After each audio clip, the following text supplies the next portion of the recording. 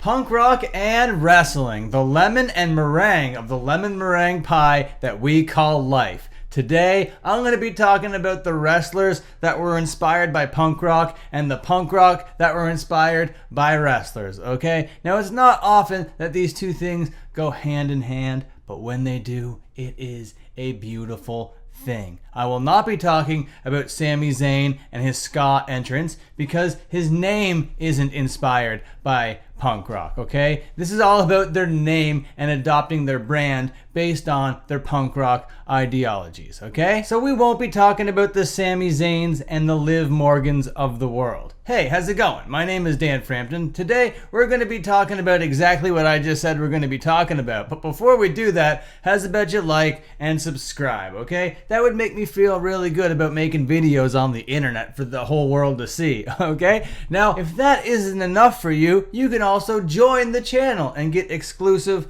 content. Now, truth be told, I kind of owe you guys some exclusive content. It's been a little while since I put up some exclusive content, but don't you worry, it is top of mind for me. I will provide that exclusive content very soon to everybody in the secret society. Okay, let's talk about some bands first. Now, I'm going to talk about a band that I've already talked about on the channel recently, and that's Kid Dynamite. Now, there are 4 theories about where they came up with their name. Okay, so I'm going to do a bit of like etymology or whatever, and we're going to draw this back and see where this came from. Because someone said it's a squirrel bait song, but that came out in 1987. Then another person said it was Mike Tyson's nickname, but he started boxing in 1985. And then other people are like, no, it's their original creation. They came up with it themselves. I'm like, no, that's not true because that's 1998 or so.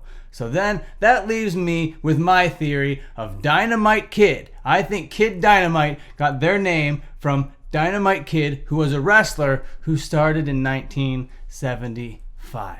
Now, truth be told, I think it just draws back to him. I think the Mike Tyson nickname might have been inspired by that, and I think the Squirrel Bait song could have been inspired by that, and then I think at the end of it, Kid Dynamite would have been inspired by all of that. So, at the end of the day, I guess it's not that original, you know what I'm saying? But in my opinion, it draws back to enough of a wrestler to make this list. Now, the next one I want to talk about is Dropkick Murphy, okay? This guy was a doctor. Dr. John Dropkick Murphy. He was a wrestler back in the 30s and 40s, and this guy's dropkick was beautiful, even to today's standards. But yes, this guy was a legitimate doctor. Now, he never really practiced his doctorate or whatever. He mostly did the professional wrestling, and then after the wrestling, he was like, you know what? I'm in Boston, Massachusetts. There's a lot of drunk people out here, a lot of people addicted to alcohol. So he opened up like a rehab center for those kinds of people. And that is the legacy of Dropkick Murphy. And then the Dropkick Murphys took that and were like, no, we're going to make drinking punk rock songs based on your name. Thank you very much. So I think that that's very cool. I think that's very good. And those are the bands, okay? So now we're going to be talking about some wrestlers that took their name from punk bands. Now, the first one, his name is Darby Allin, okay? Now, he took his first name from Darby Crash and his last name from Gigi Allin. He's an amalgamation of all the most punk things in the world, okay? Now, if you're not familiar with who Darby Allin is, he's like 130 pounds of firecrackery, okay? This guy will fire across the ring at lightning speeds without any regard to his own body or anyone else's body around, okay? He uses his own body as that weapon, and he's not afraid to take you down with him, okay? Now, the next wrestler I want to talk about is signed to the same company, All Elite Wrestling, but it used to not always be that way. Ruby Riot used to be signed to WWE, but now she is in AEW going by Ruby Soho. Now, if you're not familiar with Ruby Soho, what are you doing on this channel, okay? Ruby Soho is a Rancid song, okay? And the cool thing about this whole Rancid song, Rancid tie-in with Ruby Soho is they meaning the band, came to an event to play Ruby Soho as Ruby Soho came to the ring, all right? Very sick. You gotta love that punk and wrestling connection there. Now, while I'm here, I might as well just talk about Lars Fredrickson for a little bit, because that Lars Fredrickson guy is all about the punk rock, but he's also all about the professional wrestling. He has a wrestling podcast, and one of his best friends is going to find himself on this list maybe a little bit later on. But before we get there, we're going to talk about Seth Rollins. Now, it might be a little bit of a theory that his last name is based on Henry Rollins, but I remember reading in an interview a long time ago, he was asked, hey, who were you inspired by to make your name? And he definitely said Henry Rollins, okay? So Seth Rollins is out there being inspired by the punk rock, being inspired by the hardcore, opening up schools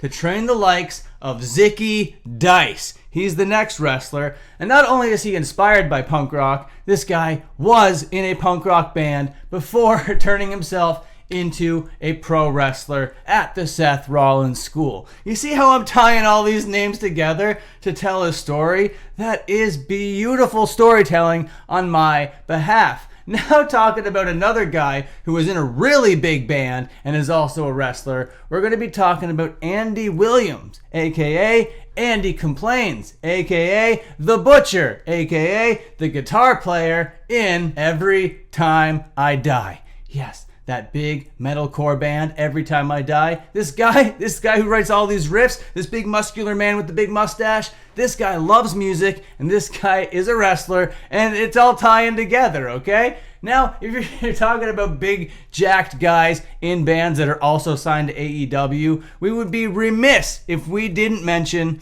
Brody King. Brody King is a big, beefy lad, okay? This guy has tattoos from pillar to post, okay? He is the most straight edge individual on this list other than the guy who I'm going to talk about next, okay? And this guy is also the lead singer of a band, that band being God's Hate. They have this record called God's Hate, and on that record they have a song also called God's Hate. It's a beautiful thing. But actually, I think Brody King's best used as Julia Hart's manager. I think Julia Hart has the best gimmick in wrestling right now, and she is so good at portraying it. With that theme song and Brody King, that is one hell of a package, okay? Very gothic, very punk rock, super hardcore, and even more Undertaker than Undertaker could even imagine, without being like a creepy ghoul or goblin or whatever, just being like straight up a creepy goth. I absolutely love it. Now, of course, we weren't going to talk about wrestlers naming themselves after punk rock without naming the guy, Mr. CM Phillip Brooks himself, CM Punk. This guy is the Second City Saint. This guy is the straight edge survivor. This guy is all about the drama, you know what I mean? He's all about ruffling the feathers and doing things his way. Packing in arenas, selling merchandise, getting those ice cream bars on the go. You gotta be loving yourself some CM Punk. And this is the guy that I think is actually good friends with Lars Fredrickson of the band Rancid. So all of these things are tied in. And you didn't think punkers liked wrestling, and you also didn't think wrestlers liked punk rock. Well, here's a couple examples of these two worlds melding together, okay? I don't know what the point of any of that was. It was just to say it's a beautiful thing when everybody is just living in harmony. Okay, I'm gonna get out of here right now. Thank you so much for watching. Please watch these other videos over here. Okay, see you later.